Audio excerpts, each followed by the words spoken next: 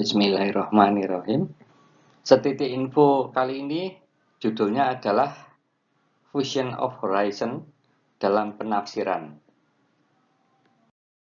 Pembahasan ini terkait dengan ketika seseorang membaca sebuah teks ya, atau penafsir membaca sebuah teks suci ya, itu bagaimana atau apa yang terjadi ya, sedemikian sehingga menjadikan adanya persamaan atau perbedaan tafsir ya, dari sebuah teks yang sama.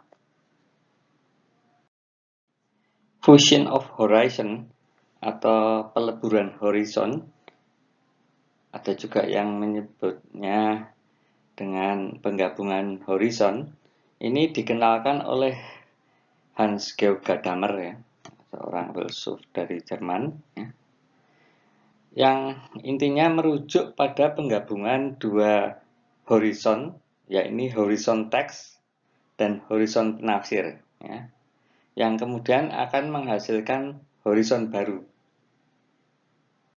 Horizon atau cakrawala adalah jangkauan pandangan yang meliputi segala sesuatu yang bisa dilihat dari sudut pandang oleh orang tertentu gitu. Horizon itu merupakan intensionalitas kesadaran ya, atau prasangka gitu ya, yang terkandung dalam tradisi gitu. Dan ini disadari bahwa pada saat seseorang ya, atau penafsir itu membaca teks, termasuk teks suci itu, dan berusaha memahami maknanya, maka sesungguhnya makna yang ia simpulkan tidak lain adalah horizon baru sebagai hasil dari fusion of horizon ya, atau peleburan horizon antara horizon teks dengan horizon penafsir. Horizon sifatnya terbuka ya. Ia dapat meluas gitu. Horizon yang meluas ketika penafsir melihat teks secara lebih baik dan dengan proporsi ya yang lebih benar sebagaimana kata Gadamer gitu. Mendapatkan suatu horizon ya, berarti seseorang pembaca atau penafsir itu belajar melihat apa yang dekat dan terjangkau untuk kemudian melampauinya. Ini bukan untuk mengalihkan pandangan darinya, melainkan sebagai upaya menjangkau keseluruhan secara lebih luas serta dalam proporsi yang lebih benar. Dua horizon tersebut, yakni horizon teks dan horizon penafsir atau pembaca, perlu adanya komunikasi ya, secara terbuka untuk menghindari ketegangan, ya, ketegangan pembacaan yang mungkin saja muncul gitu. Sekaligus ini mereduksi unsur spekulatif dalam penafsiran atau pembacaan teks. Nah, kemudian selain komunikasi secara terbuka, horizon juga sifatnya itu dinamis, yakni terus bergerak. Ya. Horizon masa lalu ya, bukan kemudian sudah selesai dan ditinggalkan di belakang, namun ia dapat dimanfaatkan untuk memperkaya horizon masa kini. Demikian pula, horizon masa kini itu dapat untuk memperkaya horizon di masa mendatang, demikian seterusnya. Dengan adanya sifat terbuka dan dinamis tersebut, membawa konsekuensi bahwa horizon itu mustahil ya, sifatnya itu steril atau statis ya, atau inert gitu, terlepas dari pengaruh horizon lain ya. Dalam konteks memahami sebuah teks, termasuk teks suci, misalkan Al-Quran, horizon pembaca atau penafsir senantiasa dipengaruhi oleh horizon teks. Dalam aktivitas menafsir atau membaca sebuah teks, pada hakikatnya terdapat perjumpaan antara penafsir dengan teks, yang artinya itu perjumpaan kekinian penafsir ya, yang dilakukan pada saat dia membaca atau menafsir teks dengan tradisi yang melingkupi saat teks itu ditulis gitu. Ya. Sebagai contoh, misalkan Al-Quran yang ditulis 14 abad lebih ya, yang lalu, kemudian dicoba ditafsir dengan kondisi kekinian oleh penafsir atau mufasir. Dalam hal ini secara aplikatif terjadi ya tegangan antara horizon penafsir dan horizon teks ya, yang zamannya atau kurun waktunya itu berbeda. Oleh karena itu, persoalan memahami bukanlah terjadi peristiwa penguasaan horizon penafsir atas horizon teks atau sebaliknya gitu, ya. Di mana terjadi hegemoni dari salah satu horizon. Namun yang terjadi adalah eksplisitasi ya, adanya tegangan tersebut. Peleburan horizon pada hakikatnya adalah sebuah interaksi di antara horizon-horizon ya, yaitu horizon teks dan horizon penafsir ya. Jadi sudah dijelaskan gitu. Ya, tapi ditekankan bahwa ini bukan penguasaan salah satu dari horizon ya, yang katakanlah bergerak di dalam sejarah masing-masing itu. Artinya dalam membaca teks, penafsir tidak berada di luar horizon ya, sebagaimana sangkaan Schleiermacher ya. Nah, ini ada di sesi sebelumnya, namun ia bergerak bersama di dalamnya.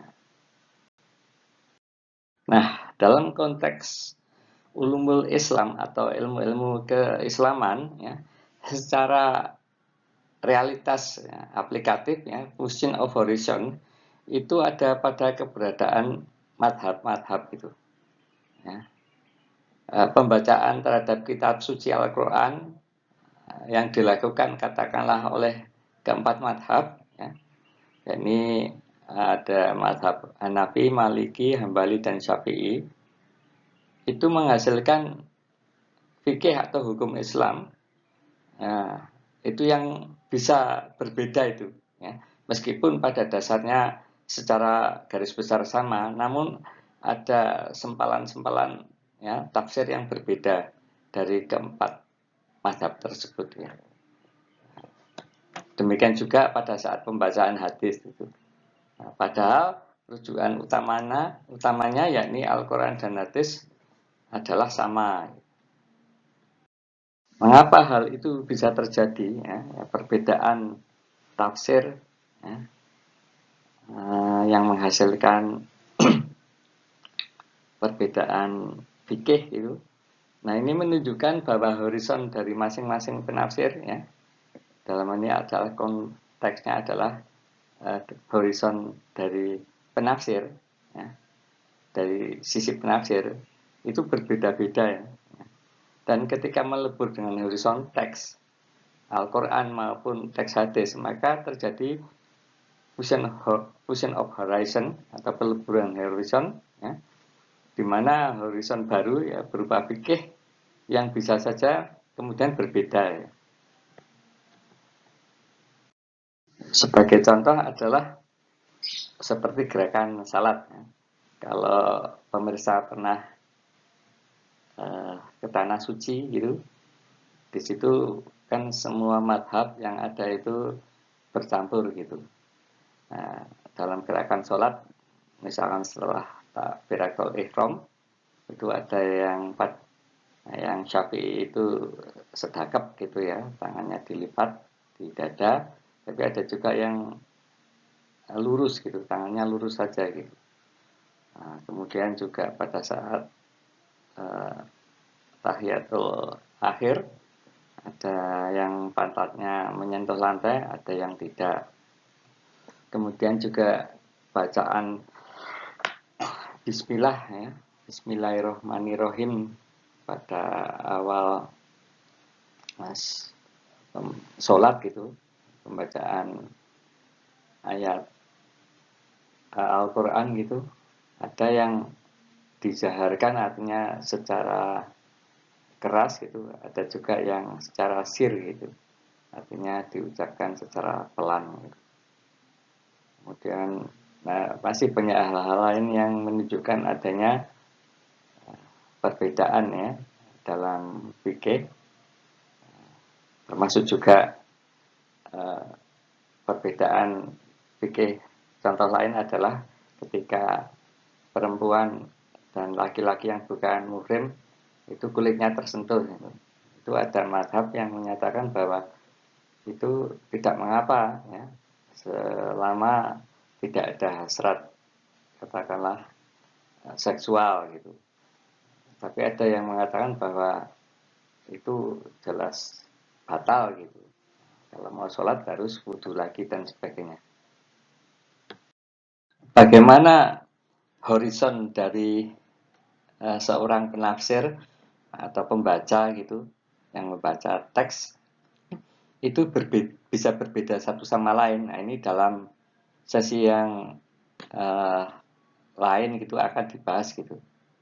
Mengapa ya? Bagaimana pengaruh-pengaruh yang menjadikan atau aspek-aspek atau unsur-unsur yang menjadikan horizon dari penafsir itu bisa berbeda-beda. Walau alam bisawab.